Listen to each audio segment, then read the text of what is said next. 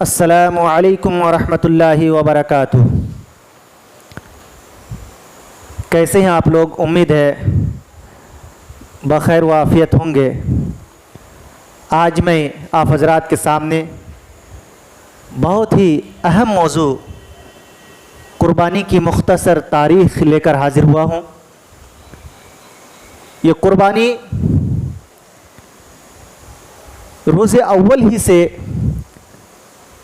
ہر امت کے لیے اللہ رب العالمین نے مشروع کیا تھا، اور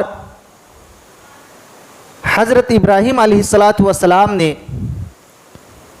اللہ کے حکم سے جب اپنے بیٹے، اپنے لخت جگر حضرت اسماعیل علیہ السلام کو قربان کرنے کے لیے لے کر نکلے اور قربان عنقریب کرنے ہی والے تھے کہ اللہ رب العالمین نے ان کی جگہ دمبا بھیج دیا اور حضرت اسماعیل علیہ السلام کی جان بھی بچا لی اور قربانی بھی قبول کی، اور رہتی دنیا تک تمام لوگوں کے لیے اس کو مشروع بھی قرار دیا۔ آئیے ہم مختصر طور پر اس کی تاریخ پر نظر ڈالتے ہیں۔ قربانی جیسے کہ اپنے لفظ کے اندر بہت ہی اہم معنی رکھتا ہے۔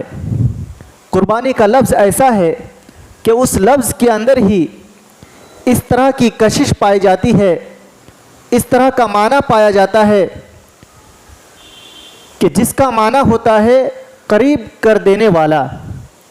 یعنی جب انسان قربانی کرتا ہے تو ایسا عمل پیش کرتا ہے اللہ رب العالمین کی بارگاہ میں کہ اللہ تعالیٰ اس سے راضی ہو جاتا ہے، خوش ہو جاتا ہے، اور اس کے صلے میں اپنے بندے کو اپنے سے قریب کر لیتا ہے۔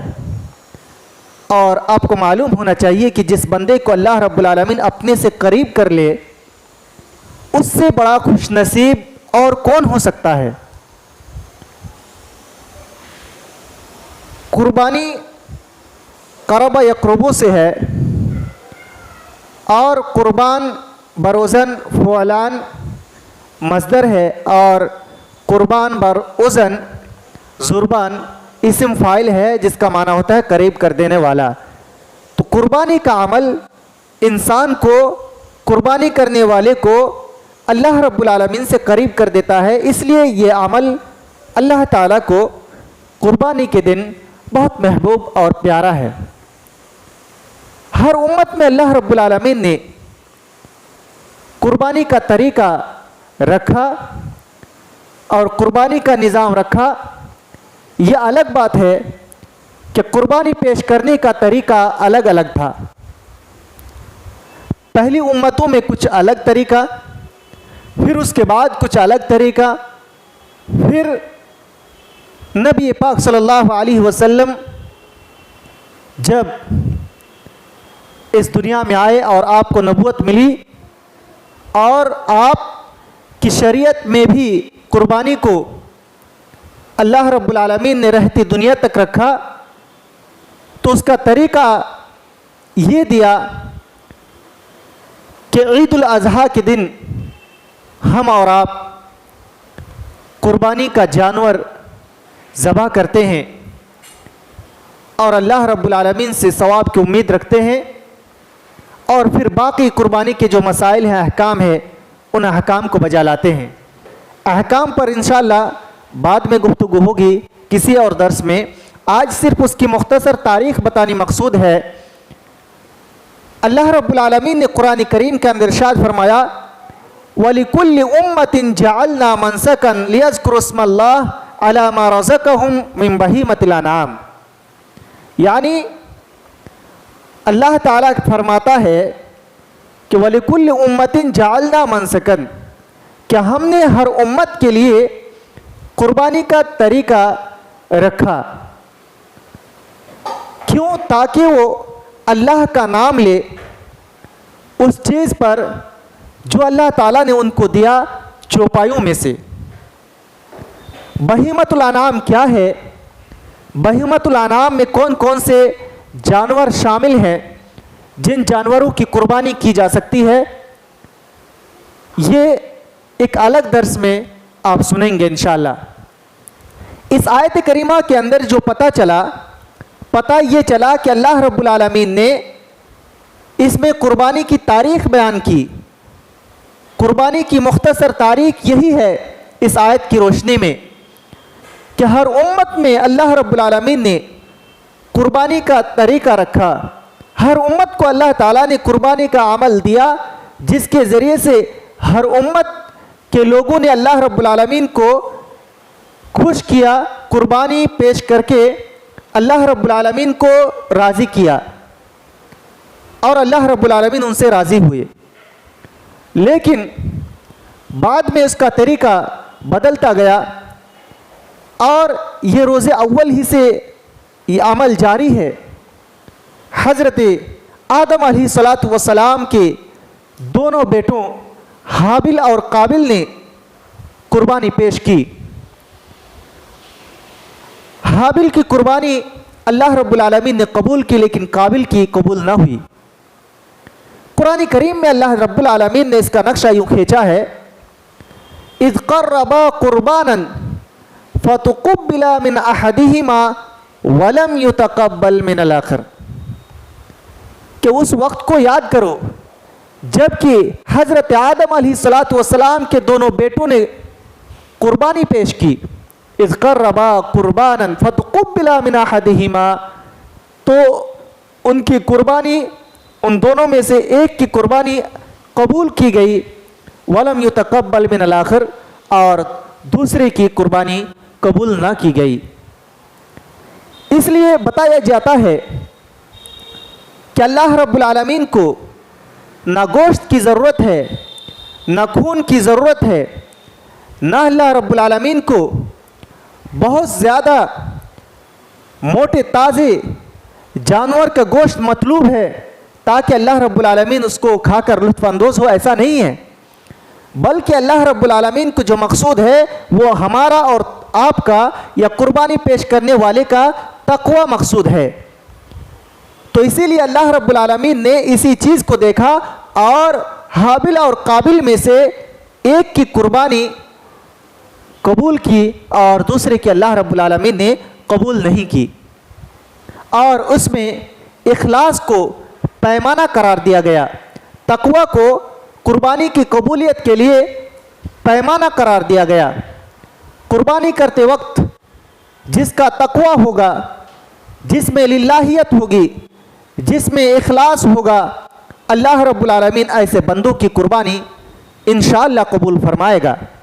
और जो शख्स दिखावे के लिए, जो शख्स नाम और सिर्फ शोहरत के लिए कुर्बानी पेश करेगा, अल्लाह रब्बुल आलमीन दिल के हाल से बखूबी वाकिफ़ है, हरगिज़ ऐसे बंदों की कुर्बानी कबूल ना करेगा। लिहाजा हमें और आपको कुर्बानी पेश करने से कबल अपने दिल में ज़रूर झांक लेना चाहिए। कुर्बानी खरीदते वक्त भी, कुर्बानी करते वक्त भी, और हर हाल में जब तक आप अपने दिल में कुर्बानी का ख्याल रखें, उसमें खुलूस पैदा करें, उसमें इखलास और इल्लाहियत पैदा करें, तब जाकर हमारी और आपकी कुर्बानी कबूल होगी इंशाअल्लाह। तो इस आयत करीमा में जो हाबिल और काबिल की कुर्बानी का जिक्र है, इससे भी पता चलता है कि कुर्बानी जो बहुत ही कदीम चीज़ है। कुर्बानी आज से नहीं बल्कि उसी वक्त से अल्लाह रब्बुल आलमीन ने हर आने वाली उम्मत को दिया और उसी वक्त से इसकी शुरुआत कर दी थी। उसके बाद सबसे ज़्यादा जो उभर कर सामने आई और यह अमल बहुत ज़्यादा आम हुआ, वह हज़रत इब्राहीम अलैहिस्सलातु वस्सलाम और हज़रत इस्माईल अलैहिस्सलातु वस्सलाम के ज़रिए से। अल्लाह रब्बुल आलमीन ने अपने खलील, अपने हबीब हज़रत इब्राहीम अलैहिस्सलातु वस्सलाम को ख्वाब में दिखाया कि वो अपने बेटे को अपने हाथों से कुर्बान कर रहे हैं। कुरान पाक में अल्लाह रब्बुल आलमीन ने इसका नक्शा यूँ खींचा कि फलम्मा बलग माअहु सअय क़ाल या बुनय्या इन्नी अरा फिल मनामी अन्नी अस्बाहुका फंजुर माज़ा तरा क़ाल या अबति फ़अल मा तुअमर सतजिदुनी इंशाअल्लाहु मिनस साबिरीन।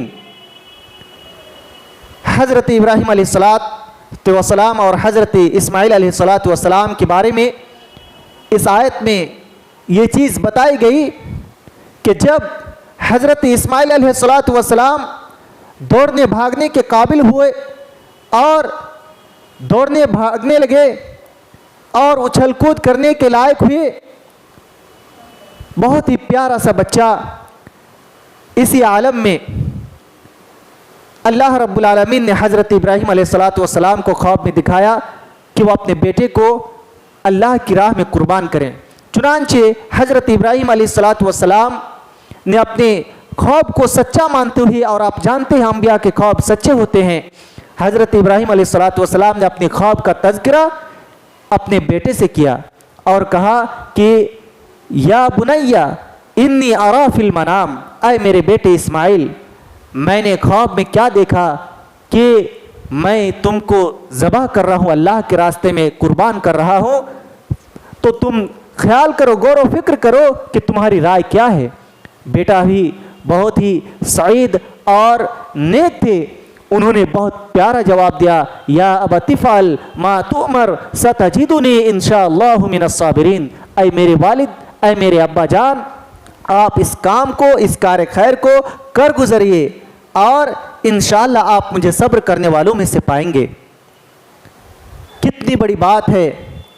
एक तरफ हज़रत इब्राहीम अलैहिस्सलाम के इखलास और उनकी कुर्बानी पेश करने का जज्बा, दूसरी तरफ हज़रत इस्माईल अलैहिस्सलाम का अपने वालिद की बात पर सर तस्लीम खम कर देना और इताअत बजा लाना, और साथ साथ अल्लाह रब्बुल आलमीन पर भरोसा और कामिल यकीन, और अल्लाह को गवाह बनाकर कहते हैं कि अगर अल्लाह ने चाहा तो आप मुझे सब्र करने वालों में से पाएंगे, और ऐसा नहीं है कि आप मुझे कुर्बान करने जाएं और मैं घबरा जाऊं या उठ बैठूं या वहां से भाग निकलूं, ऐसा बिल्कुल हरगिज़ नहीं पाएंगे आप, बल्कि सब्र करने वालों में से पाएंगे। जब अल्लाह के नबी अलैहिस्सलाम हज़रत इब्राहीम अलैहिस्सलाम ने अपने लख्ते जिगर को लिटा दिया पिशानी के बल, और अनकरीब ही कुर्बान करने वाले थे कि अल्लाह ताला ने तुम्बा भेज दिया उसकी जगह, और हज़रत इस्माईल अलैहिस्सलाम की जान बचा ली, और इस कुर्बानी को रहती दुनिया तक उम्मत मुस्लिमा के लिए मशरू करार दिया। और अल्लाह ताला ने खुद गवाही दी कि क़द सद्दक़्त रुया इन्ना कज़ालिका नजज़िल मुहसिनीन, क्या इब्राहीम तूने अपने ख्वाब को सच कर दिखाया है, और ऐसे ही हम मुहसिनीन का बदला देते हैं।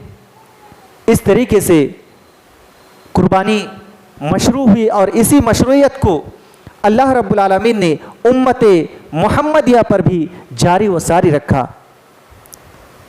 चुनांचे अल्लाह ताला ने अपने हबीब सल्लल्लाहु अलैहि वसल्लम को मुखातब करते हुए इरशाद फरमाया, इन्ना अतैनाकल कौसर फसल्ली लिरब्बिका वनहर। इस आयत में कहा गया फसल्ली लिरब्बिका वनहर, आप अपने रब के लिए नमाज पढ़िए और कुर्बानी कीजिए, और नहर कीजिए, कुर्बानी कीजिए।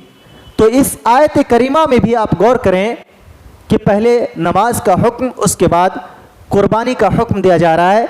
यानी हम और आप अगर ये समझते हैं कि सिर्फ कुर्बानी अल्लाह की राह में पेश कर देंगे और अल्लाह के जो बाकी अहकामात हैं उन अहकामात को बजा नहीं लाएंगे, या बाकी जो अल्लाह रब्बुल आलमीन के अवामिर हैं और बाकी जो नवाही हैं उन अवामिर को हम बजा नहीं लाएंगे और मनहियत से अपने आप को नहीं रोकेंगे, यानी कुल्ली तौर पर हम अल्लाह रब्बुल आलमीन की मुतिया और फरमा बरदार बंदा नहीं बनेंगे, और सिर्फ कुर्बानी के बाब में आकर सिर्फ गोश्त खाने के लिए अल्लाह रब्बुल आलमीन की रज़ा जोई मकसूद ना हो, सिर्फ गोश्त और उसके खून से हमको मतलब हो कि जानवर बहुत फरबा है, बहुत मोटा है, और ہم بہت خوش ہیں، اللہ رب العالمین کو بھولے ہوئے ہیں، اس عالم میں ہم قربانی کر رہے ہیں اور ہم یہ سوچتے ہیں کہ اگر قربانی نہیں کریں گے تو 10 رشتہ دار کیا کہیں گے، 10 پڑوسی کیا کہیں گے، یا آس پاس کے لوگ، گاؤں بستی کے لوگ کیا کہیں گے۔ اس شرم و حیا سے اگر ہم قربانی کرتے ہیں اور اللہ کی رضا جوئی مقصود نہیں ہے تو یقین جانیے ایسی قربانی کی اللہ رب العالمین کو ہرگز ضرورت نہیں ہے۔ لن ینال اللہ لحومها ولا دماؤها ولکن ینالہ التقوی منکم، کہ اللہ رب العالمین کو قربانی کا گوشت نہیں پہنچتا، قربانی کا خون نہیں پہنچتا، گوشت اور خون سے اللہ کو کوئی مقصد نہیں ہے، بلکہ اللہ رب العالمین ہمارا اور آپ کا تقوی دیکھنا چاہتا ہے۔